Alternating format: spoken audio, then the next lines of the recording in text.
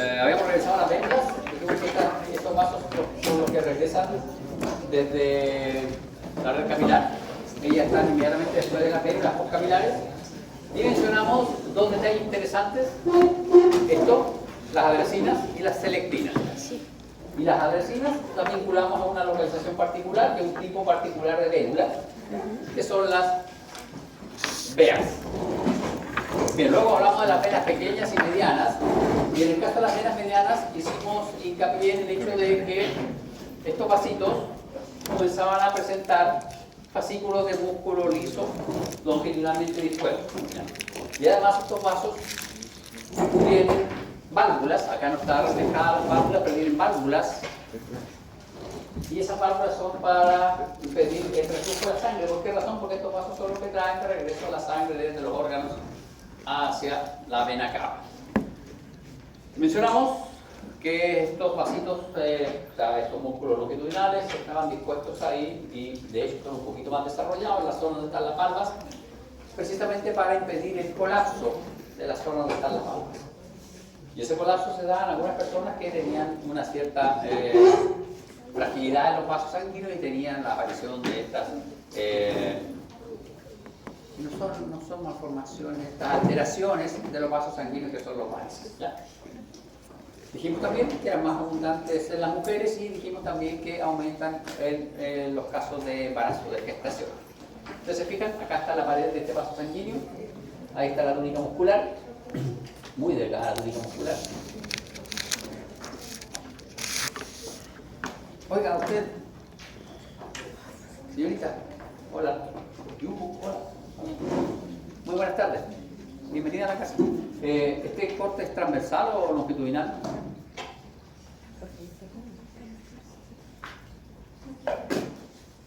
Longitudinal. ¿Por qué?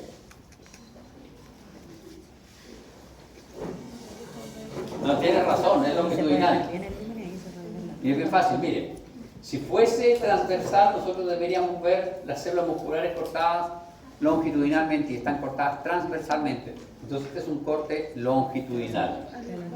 Se están viendo así, las células musculares se están viendo cortadas transversalmente. Si el corte es transversal, las células musculares de la túnica muscular, que son de distribución circular, deberían verse longitudinalmente dispuestas. Y aquí deberían aparecer longitudinalmente dispuestas unas cuantas células musculares lisas en su adventicia.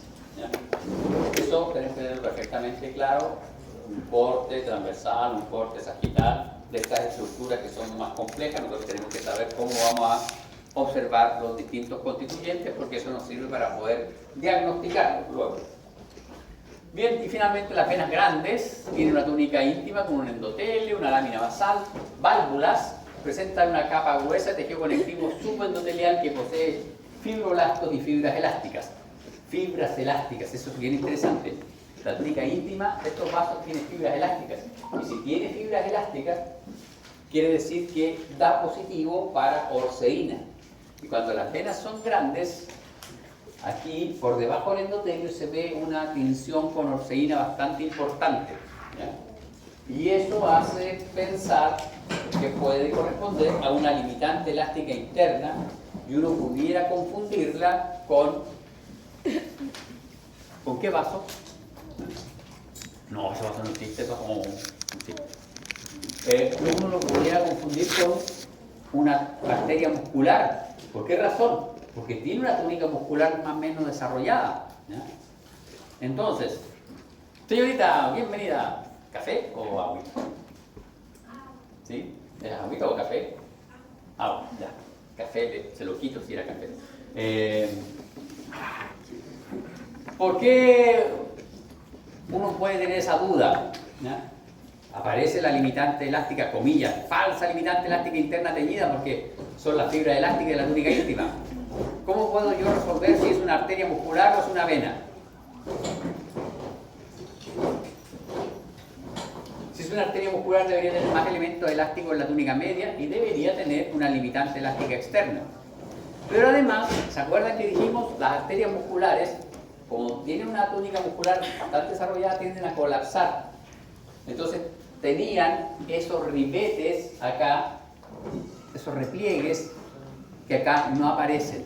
Entonces, si no aparecen los repliegues, aparece una, comillas, tinción positiva orceína justo por debajo del endotelio, que me miente que es una limitante elástica externa, perdón, una limitante elástica interna, pero yo reviso la túnica muscular y en la túnica muscular no voy a encontrar tantos elementos elásticos y si la miro bien, no tiene tanto desarrollo.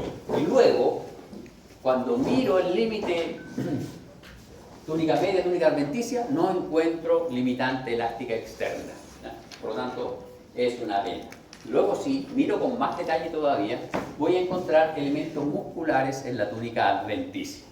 Entonces, aun cuando yo pueda ver esta falsa lámina limitante elástica interna, si yo reviso todos los demás constituyentes de las otras paredes, de la túnica media y de la túnica adventicia, puedo comprobar que efectivamente es un vaso venoso y no un vaso arterial, ¿ya? Entonces, por esa razón, las venas grandes van a tener el borde interno, justo por debajo del endotelio, positivo para orcerina, porque tiene elementos elásticos bastante abundantes. La túnica media es muy desarrollada en las venas pulmonares, pero en las venas normales no es muy desarrollada. ¿Quién me va a ayudar? ¿Alguien se ofrece a ayudar? Ah, usted. Bien, gracias, ayúdeme. ¿Por qué la túnica muscular es muy desarrollada en las venas pulmonares? Es súper desarrollada, incluso tanto o más que una arteria. Porque necesitan, no es la respuesta, pero podría ser porque necesitan escapar oxígeno. ¿Por el intercambio de No. gases o no? Por el La intercambio- vena pulmonar, el intercambio de gases se realiza a nivel de los alveolos, de los pulmones, y los alveolos de los pulmones tienen Para que no epitelio continuo, son alveolos con capilares. Los alveolos pulmonares tienen capilares de epitelio continuo. ¿Por qué la vena? Puede ser porque se estima como la única ¿Ah? vena, creo que como que las venas y la arteria pulmonar como que tienen la función al revés, entonces la vena sería como la única más grande que es por el bombeo del corazón. Un punto para ver conmigo. Sí. Tiene que ver con eso. Pero Tiene ahora que ver lo con repitan alto. con la funcionalidad, con la fisiología de la sangre que va a los pulmones, tiene que penetrar con mucha presión, ¿ya? Porque para que pueda llegar a la red de capilar, ¿ya? Entonces eso es importante. ¿Y dónde hay otros vasos venosos de calibre importante y con mucho desarrollo muscular? ¿Los senos? No son particularmente grandes. No tiene una túnica media particularmente desarrollada, así como para que uno diga, pero este vaso es una arteria. La femoral tampoco. ¿La yugular? No. ¿La yugular? Es una vena que solo está presente en el cordón umbilical. Son las venas umbilicales. Las venas del cordón umbilical es súper grande. ¿Por qué? Porque esa tiene que perfundir sangre al feto. Esa perfunde la sangre hacia el feto. Las arterias umbilicales perfunden la sangre desde el feto hacia la placenta. Y las arterias umbilicales perfunden la sangre desde el feto hacia la placenta. Y la vena umbilical perfunde la sangre desde la placenta, con los nutrientes, con el oxígeno, hacia el feto. Entonces, por eso tiene que tener una túnica muscular muy desarrollada. Esas son las venas que tienen túnicas musculares desarrolladas, muy desarrolladas, y que uno las ve y dice, pero esto es una arteria, cosa es una arteria, no, es una vena.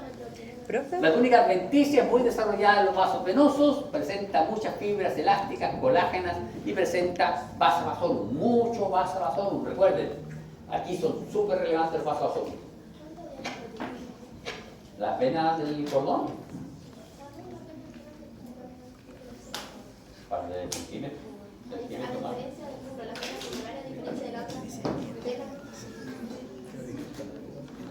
No, porque si tú lo vas por calibre, tiene menos calibre que la vena cava. Es el grosor de la pared, no es el calibre, es el grosor de la pared. ¿Ya? Entonces, recuerden, vasa vasorum muy abundantes, muy relevantes en todos los vasos venosos. Y en el caso de la vena cava, se da la particularidad que tiene mucho músculo liso en la túnica adventicia y en la zona en que la vena cava está desembocando al corazón. suele presentar músculo cardíaco, ¿no? Entonces, si ustedes están viendo un vaso venoso y tiene en su túnica adventicia músculo cardíaco, están viendo la desembocadura de la vena cava.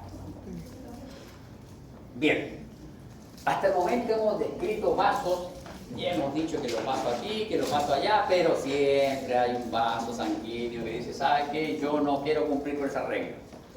Y vamos a tener que son vasos atípicos. Y tenemos la arteria coronaria. La arteria coronaria es una arteria que ustedes se fijan acá, tiene su limitante elástica interna. Túnica media, túnica adventicia, una túnica media muscular, bien interesante, con hartas fibras elásticas. Pero vean, la túnica íntima es muy desarrollada y en esa túnica íntima hay células musculares lisas y hay macrófagos y hay fibroblastos.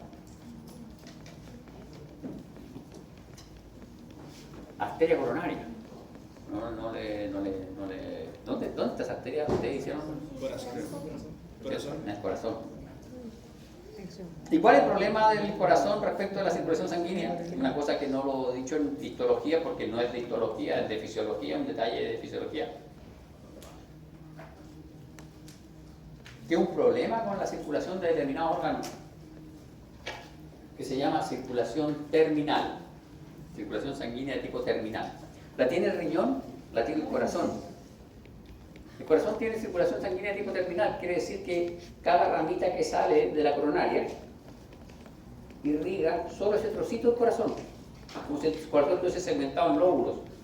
Pasa lo mismo en el riñón. Cada lóbulo está irrigado por una arteria, que es la arteria lobular. ¿Ya? Entonces, si se obstruye esa arteria, todo el lóbulo se queda sin sangre y se muere todo el lóbulo del riñón. Pasa lo mismo con el corazón, se muere todo ese sector del corazón que está irrigado por una rama de la arteria coronaria. Y entonces por eso es que cuando esta arteria se daña porque este epitelio se activa, expresa su P-selectina, empieza a reclutar elementos de la sangre y comienza a haber proliferación de este tejido, comienza a haber acumulación de tejido adiposo aquí y tenemos una placa ateromatosa. Y vean en lo que se tradujo el lumen de mi arteria coronaria. Y tenemos una falla cardíaca, ¿no? Pero, afortunadamente,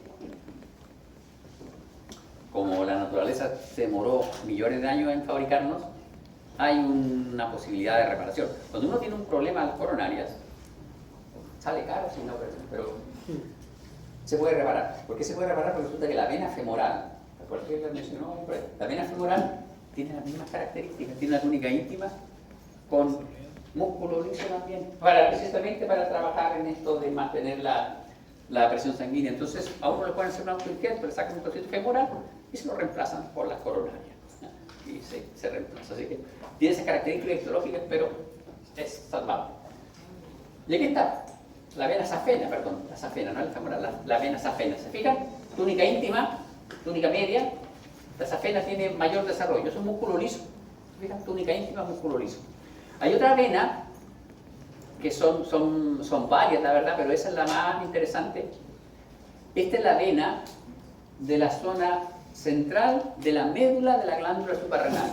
Esta es una vena que es cortita, de un par de centímetros, pero tiene varios detalles. Primero, es discontinua.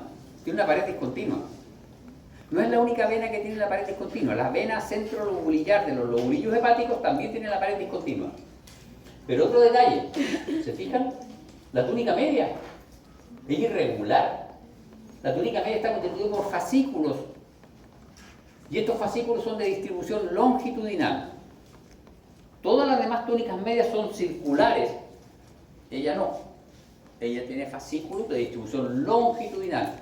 Y todas las demás túnicas medias, con la excepción de la túnica media de la arteriola, de la metaarteriola, todas las demás túnicas medias son continuas y son circulares. Esta no. Estas son fascículos longitudinales y como buenos fascículos son discontinuos. Y la pared de este vaso es discontinua, ¿ya? Esa es la vena más rara que hay, tiene mayor cantidad de modificaciones. Luego está también la vena centrolobulillar del lobulillo hepático. Y esa vena centrolobulillar tiene una túnica media bien poco desarrollada, pero es circular en el caso del lobo idiopático, pero tiene poros en su pared, es discontinua. ¿Ya? Cuando veamos hígado vamos a volver a revisar ese concepto. Entonces, estos vasos son vasos atípicos. Todo lo que hayamos descrito, lo que hayamos conversado respecto a los vasos sanguíneos, con ellos no funciona. Ellos son atípicos. Bien, habíamos dicho que nuestros vasos sanguíneos tenían control del tono muscular a través de la túnica muscular, que estaba inervada por fascículos nerviosos, simpáticos y parasimpáticos. Habíamos dicho que el endotelio, ¿ya?, también regulaba la contracción de la túnica muscular por la unión mioendotelial, pero además hay otros sistemas que están regulando la presión sanguínea. Hay varios, nosotros vamos a describir solo el globo o cuerpo carotidio, porque es el único que hay una descripción histológica certera. Los demás los describen así a medias, que son localización un poco errática en la túnica adventicia de los vasos, agrupaciones de fascículos nerviosos, etc. Pero este sí lo describen bastante bien y son los cuerpos o globos carotidios y corresponden a un quimioreceptor localizado en la carótida y reacciona frente a la baja de oxígeno. Cuando hay baja presión parcial de oxígeno en la sangre, se activa este sistema. Acá, carótida, donde se bifurca, la carótida está interna con la externa, y son agrupaciones de células que están profusamente vascularizadas, son agrupaciones de células que tienen muchos vasos sanguíneos de tipo capilar. Y estas células hay de dos tipos, las células glómicas de tipo 1 y las células glómicas de tipo 2, y están testeando la calidad de la sangre que está pasando por esos capilares sanguíneos. Y entonces cuando baja el oxígeno en esos capilares sanguíneos, las células glómicas de tipo 1 liberan una serie de factores, y esos factores son captados por ramificaciones que están aquí también asociadas del nervio vago. Y eso se traduce en una respuesta que puede controlar la respiración o puede controlar el pulso cardíaco, ¿ya? Entonces, estas agrupaciones de aquí, estos son los globos, y los globos van a estar constituidos por células glómicas de tipo 1, células glómicas de tipo 2 y terminales nerviosas y capilares sanguíneos.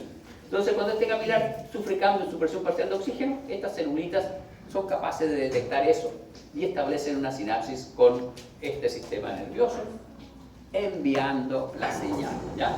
Y esa señal se puede traducir en un cambio de presión sanguínea, cambio de conducta del corazón o cambio en la respiración.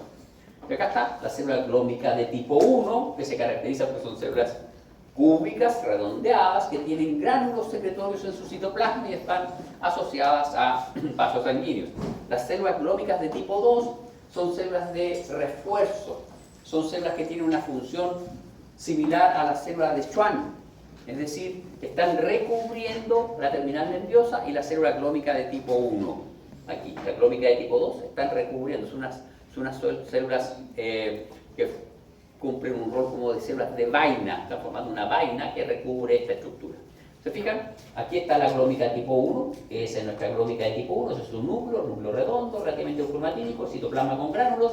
Aquí está el capilar, célula endotelial, y esta célula de tipo ¿qué es? Glómica tipo 2, glómica tipo 3, ¿no?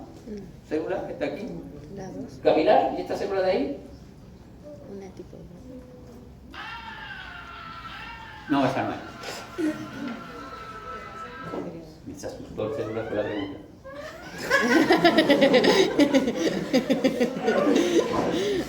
Este era el pericito, ¿se acuerdan? Pericito. Y este es el núcleo de la célula glómica de tipo 2. Está recubriendo aquí todo esto, ¿ya? Recuerden, hay una terminal nerviosa. Siempre que existe una terminal nerviosa tiene que haber una célula de revestimiento que esté cuidando a esa terminal nerviosa. Entonces, estos son los globos o cuerpos carotidos. Bien.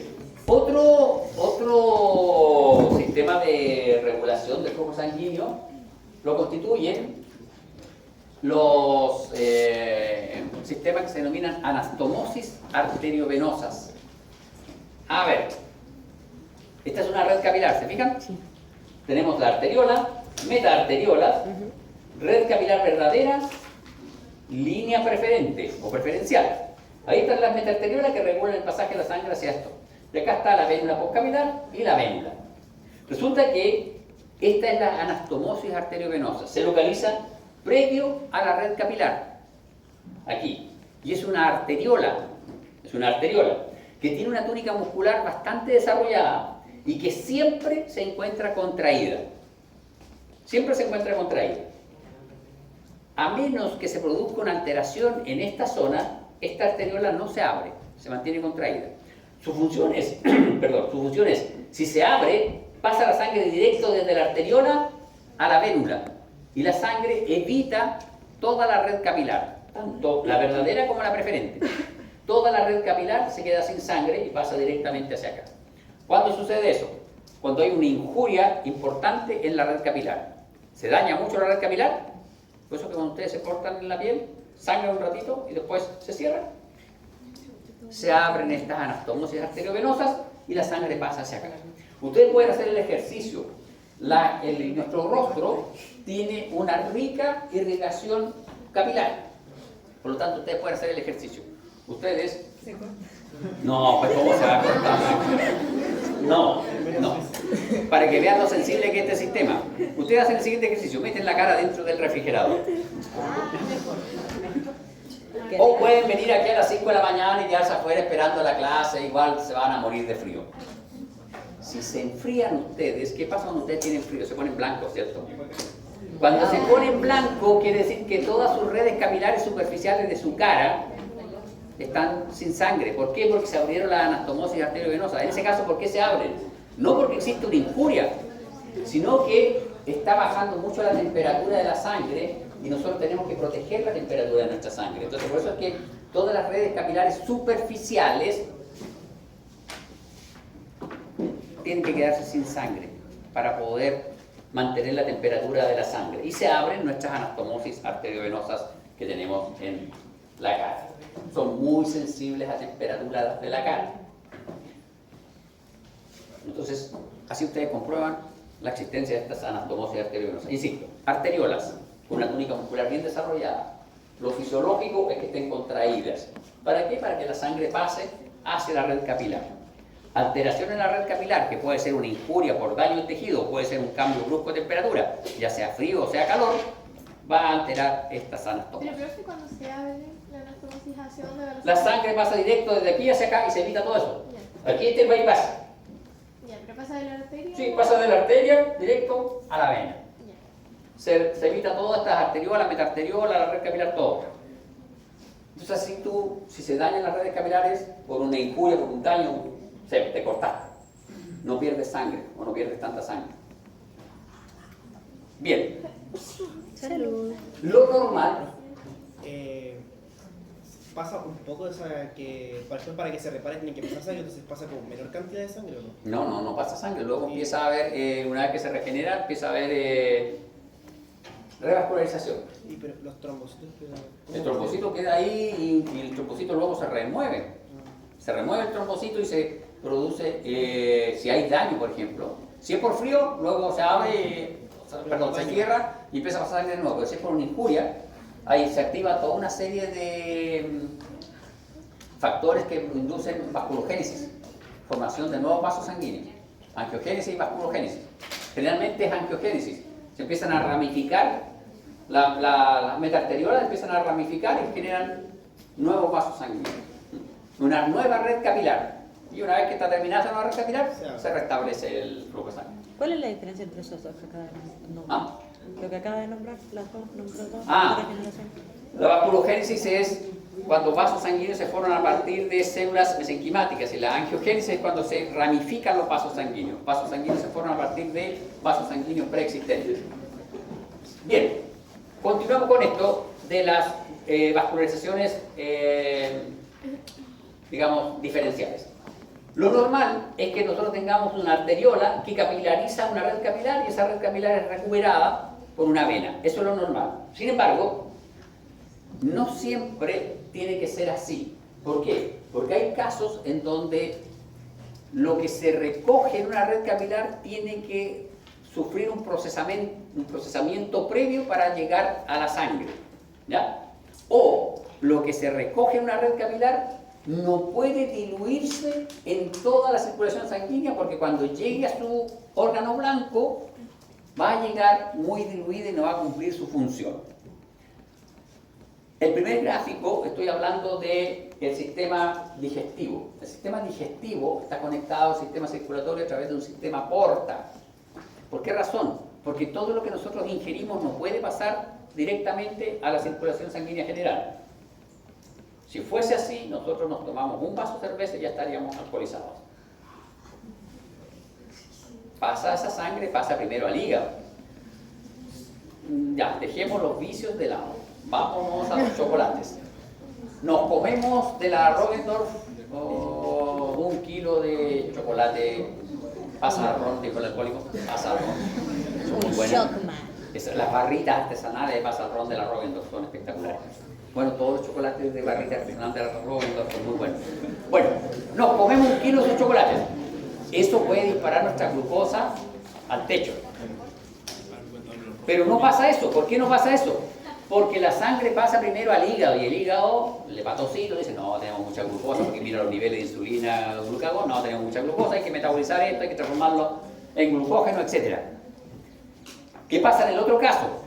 Tenemos una glándula endocrina, pensemos, la hipófisis produce FSH, aquí, en el cuello, debajito de la oreja, un poco hacia adelante. Hipófisis, son un par de células. Células gonadotropas, las que producen FSH. Y eso tiene que llegar a los ovarios que están acá. Entonces, esa FSH se puede diluir en la sangre. Pero ¿qué pasa con el factor que está en el hipotálamo? Que son un par de neuronas que regulan a las células productoras de FSH. Esas son un par de cientos de neuronas y producen muy poco de ese factor. Entonces, si lo que producen esas neuronas se agregaron hasta el dedo gordo del pie y luego llegase acá a la hipófisis, llega a diluir. Y las células de la hipófisis no serían capaces de trabajar con un ciclo tan crítico como es el ciclo de la FSH y LH. Entonces, en ese caso hay un sistema porta que conecta el hipotálamo, que son un par de neuronas, con la hipófisis. Porque ese par de neuronas no solo regulan la secreción de FSH, también regulan la secreción de prolactina, también regulan la secreción de las hormonas que regulan la secreción de la glándula tiroides, etc. Y son un par de neuronas. Entonces, eso tiene que llegar por un sistema especial, en donde no se diluya. Todos estos sistemas que sacan la sangre de una red capilar y la llevan a otra red capilar, se denominan sistemas portas. Y hay sistemas portas de tipo arteriolar y hay sistemas portas de tipo venoso. Un sistema porta es un sistema en donde el vaso porta se localiza entre dos redes capilares. ¿Por qué? Porque porta la sangre desde una red capilar hacia la otra red capilar, desde A hacia B. Y aquí vamos a tener el vaso venoso, aquí vamos a tener el vaso arterial y aquí tenemos nuestro vaso venoso. Y el sistema porta está en negro aquí porque puede ser una vena o puede ser una arteria, ¿ya? Veamos nuestro porta venoso. Tenemos una arteriola, una red capilar, una vénula y otra red capilar y otra vénula. Vaso porta venoso, el porta enterohepático. La red capilar se localiza en la lámina propia del intestino delgado y está constituida por capilares, lo dijimos ayer, capilares fenestrados, capilar fenestrado. La vena porta, ustedes ya la conocen, la anatomía, la vena porta que va desde el intestino hacia el hígado. En el hígado, a nivel de los lobulillos hepáticos, esos que tienen esa vena central con hoyos, se localizan los capilares que son sinusoides fenestrados con fenestras verdaderas. ¿Se acuerdan? El cufercito. Ahí tenemos. Y este lleva la sangre con nutrientes que uno ingresan desde el intestino, lo lleva hacia el hígado. ¿Para qué? Para que esos nutrientes sean metabolizados en el hígado algunos. Los remedios, todos los remedios ingresan vía intestinal, a menos que sean sublinguales. Oiga, ¿y por qué podemos poner un remedio sublingual?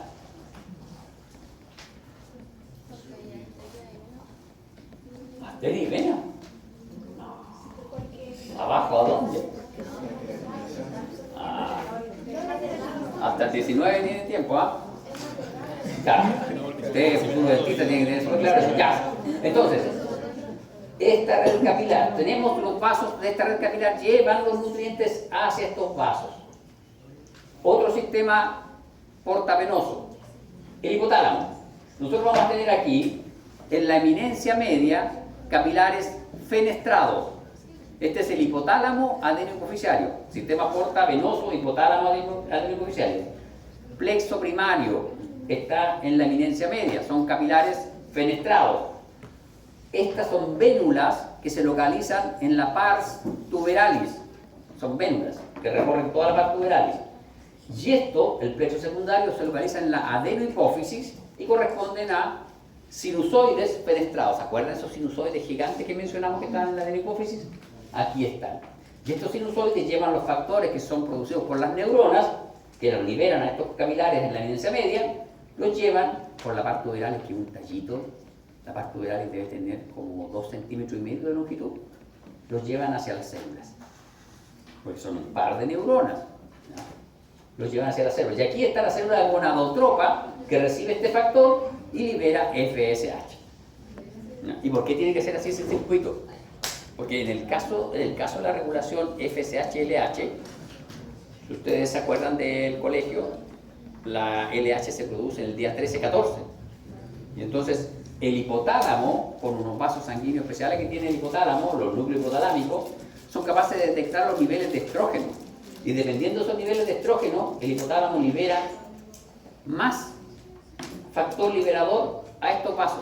Entonces, si ese factor liberador que lo producen 200 neuronas fuese a la sangre general, a 5 litros de sangre se diluye y no tendría el factor de aumentó. Pero como se libera aquí y recorre un vasito de 2 centímetros, sí se siente el efecto de aumentó el factor liberador. Entonces se aumentó esta célula gonadotropa, porque es la misma célula, la gonadotropa, la que produce FSH y LH. Entonces, como aumentó el factor liberador, la célula gonadotropa sabe que tiene que liberar LH y lo hace en el día 13 o 14, asumiendo un ciclo normal de 28 días. ¿Ya? Entonces esa es la funcionalidad del sistema portal. Y un sistema portal arterial o arteriolar. Este sistema portal arteriolar tiene que ver con una cosa muy distinta.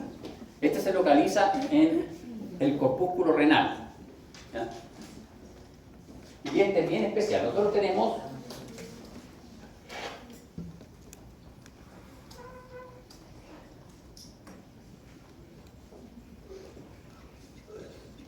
este es el A.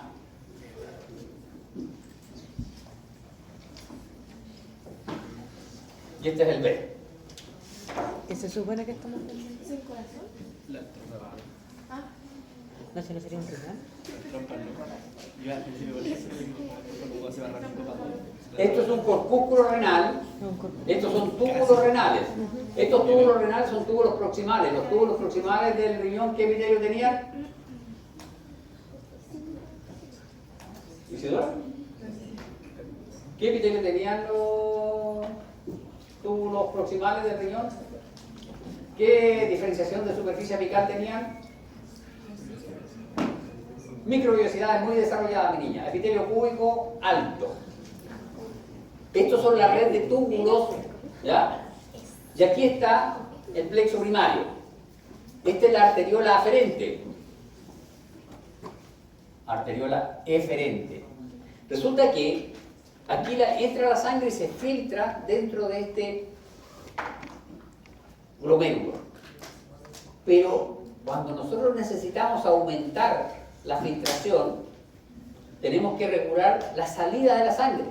Si nosotros comprimimos la salida y aumentamos la presión aquí, se aumenta la presión intraglomerular y se aumenta la filtración de sangre. Entonces, por eso es que tiene que estar esta arteriola acá también. Ahora, ¿por qué hay dos redes capilares? Porque aquí dijimos que esta sangre pasa por aquí, sale y se va hacia la red peritubular. En la red peritubular nosotros vamos a recuperar desde este filtrado, aquí se filtró la sangre y aquí queda un filtrado primario.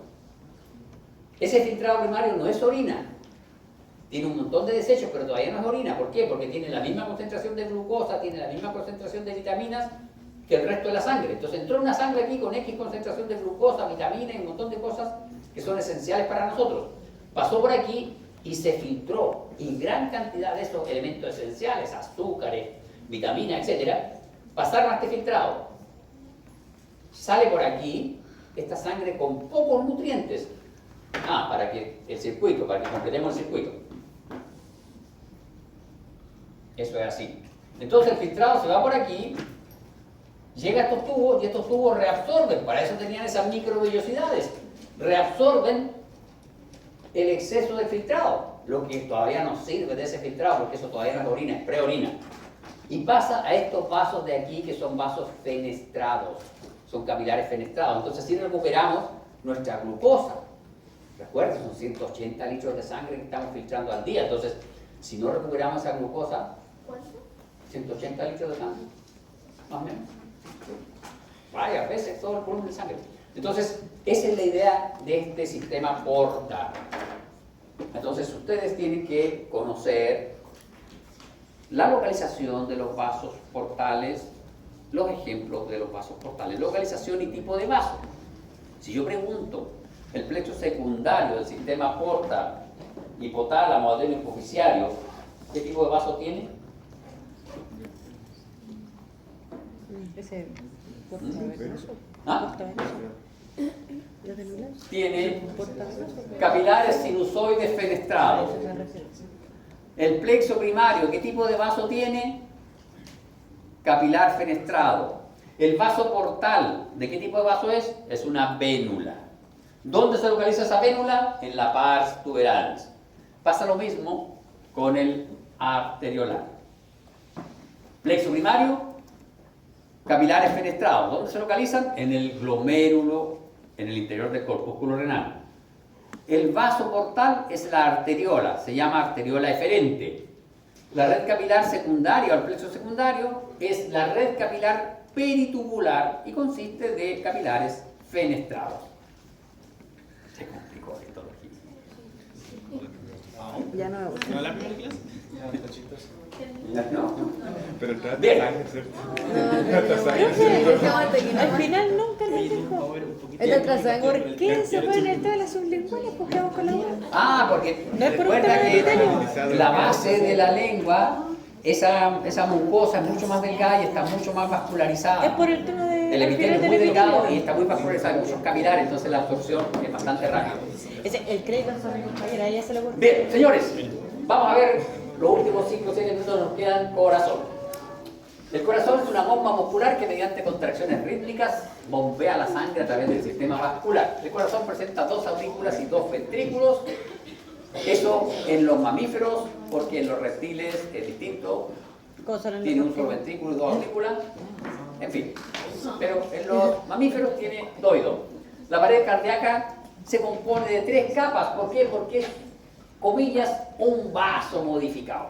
Entonces va a tener una túnica íntima, que ahora se va a llamar endocardio, porque cardio, de corazón. Una túnica media, que se va a llamar miocardio, que es preferentemente muscular. Y una túnica externa, que es el epicardio, que tiene conectivo y un epitelio plano simple. El endocardio tiene epitelio plano simple. Y ese epitelio plano simple es endotelio. El mismo endotelio, las mismas células que estaban revistiendo los vasos sanguíneos, también revisten internamente todo el corazón. Endocardio, el mismo epitelio. ¿Ya? Por debajo del endocardio hay tejido subendocárdico, y en algunos casos ese tejido subendocárdico es muy abundante, en otros es menos abundante, y en algunos casos no existe, solo está el endotelio. Eso es lo que tenemos que revisar en este resto de clase. Entonces el endocardio recubre la superficie interna del corazón, el miocardio corresponde a la zona media de la pared cardíaca, está formada por células musculares. ¿Qué tipo de célula muscular? El miocardio, ¿qué tipo de célula muscular? Pero son cardíacos, ¿no? Cardíacas. Son cardíacos. Si el corazón tiene que ser músculo cardíaco, ¿cierto? Está fácil. Inundante con músculo liso. Pero igual es una médula. No, es músculo. Ya. Estriada. Y el epicardio recubre la superficie externa del corazón. Se la podía sacar que era músculo estriado, es músculo estriado, ¿ya? Pero estriado cardíaco. Estriado cardíaco. Sí, estriado cardíaco. Bien. Endocardio. ¿Profe grabó la clase? No, niña, porque me olvidé de cargar la batería del celular. Otra. Ya, recubre la superficie externa del corazón y está constituido por epitelio plano simple, endotelio. Entonces tiene que quedar claro. El corazón está revestido por endotelio, al igual que todos los vasos sanguíneos. El tejido subendotelial está constituido por tejido conjuntivo denso que contiene muchas fibras elásticas y hace de células musculares lisas. Aparecen células musculares lisas. El tejido subendotelial no se encuentra en los músculos papilares y en las cuerdas tendinosas. ¿Ustedes hicieron anatomía cardíaca o no? Sí. ¿Sí? Por ¿Y el cuáles ahí eran lo los- general. ¿Cuáles eran los músculos papilares y cuerdas tendinosas? ¿Qué son esos? Van a estar Cuando entre la hace aurícula y los ventrículos. la aurícula ventrícula. Exactamente, ya. Son los músculos que a través de estas estructuras que son de tejido fibroso unen la pared ventricular con las válvulas y son las que permiten el movimiento valvular. Esas están recubiertas por endotelio, pero no hay tejido subendotelial. Y luego, en el tejido subendotelial hay vasos sanguíneos, hay nervios, hay ramificaciones del sistema de transmisión de impulso, las células de Purkinje. Las células de Purkinje no son neuronas de Purkinje, tienen el mismo nombre, la describió el mismo señor, pero son células musculares cardíacas modificadas, cuya funcionalidad es conducir el impulso de contracción de las células del corazón, ¿ya? Células de Purkinje o fibras de Purkinje. Este es el endocardio auricular y este es el endocardio ventricular. ¿Se fijan? El endocardio auricular es más grande que el endocardio ventricular, está más desarrollado. Y acá tenemos, esto es el miocardio, esto es un artefacto de técnica, aquí se separó pero hay una continuidad. Este es el endotelio, ese es el tejido subendocárdico, y ahí están, esas son nuestras fibras de Purkinje. Ese es el epitelio plano, ahí por factores de Porter no se ve, y acá están nuestras células musculares cardíacas. ¿Qué diferencia ven entre esta célula muscular cardíaca y la célula muscular cardíaca que revisaron en práctico? Los que hicieron en práctico el lunes. Era más oscuro, ¿cierto? Eran más pequeñitas. Estas están hipertrofiadas, aumentaron de tamaño. Y como aumentaron de tamaño, pero no sintetizaron elementos contráctiles, tienen un citoplasma mucho menos eosinófilo y las estriaciones transversales son mucho menos evidentes. Por lo demás, tienen el resto de las características de las células musculares cardíacas que están aquí. Estos son cardiomiocitos o célula muscular cardíaca. Esta es una célula de Purkinje. Vean el tamaño, la relación de tamaño y la eosinofilia. Y lo otro, la localización. Fíjense, van por aquí en el endocardio y se mete al miocardio a distribuir el impulso de contracción. La célula muscular cardíaca necesita del corazón para contraerse, ¿no? O sea, perdón, la muscular cardíaca necesita el sistema nervioso para contraerse. No tiene loca. Depende de la regulación. Claro, el sistema nervioso lo que hace es regular la contracción, la acelera o la lentece, pero no tiene nada que ver con la contracción. La contracción es autónoma.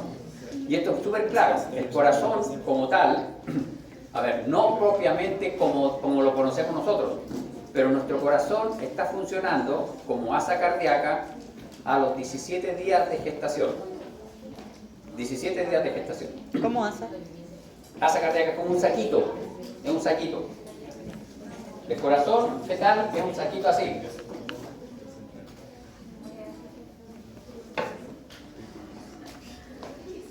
Un corazón fetal. Así. Ese es el corazón fetal, es un saquito así. 17 días ya está funcionando, está latiendo. Pero eso Y no es late, feto, entonces. late mucho más rápido que late en los recién nacidos o en los adultos. El sistema nervioso central recién se cierra y forma el tubo neural a los 27 días. O sea, 10 días antes el corazón ya estaba latiendo. Entonces, el corazón no necesita de cerebro. Ahora tiene un problema para todos los abortos, contra abortos. A los 17 días ya late el corazón. Está vivo, tiene el latido cardíaco. Se puede sentir el latido cardíaco por ecografía. A los 27 días se cerró el tubo neural, se está desarrollando el cerebro, etc. Son argumentos que ustedes pueden utilizar si quieren discutir esos temas en esta clase. No los vamos a discutir, pero les informo. Bien, señores, son las 4 de la tarde. Profe, pero 17 días, pero eso no es un juego.